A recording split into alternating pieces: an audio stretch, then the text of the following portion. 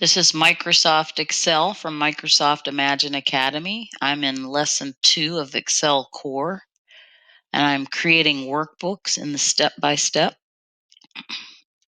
I've launched Excel, and I have the option to open a blank workbook or use templates.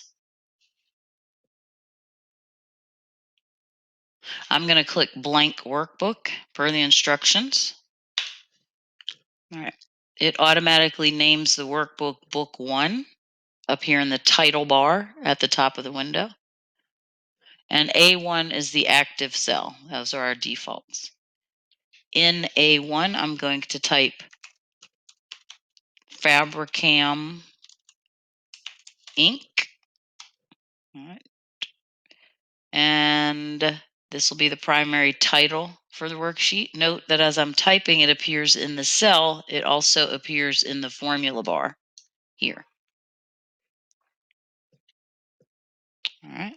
When I am done, I'm going to press enter. It's going to take me automatically to cell A2, where I'm going to type 1, 2, 3, 4th Street and hit enter. And then I'm going to type in cell A3, Columbus, Ohio, 73204, and hit enter.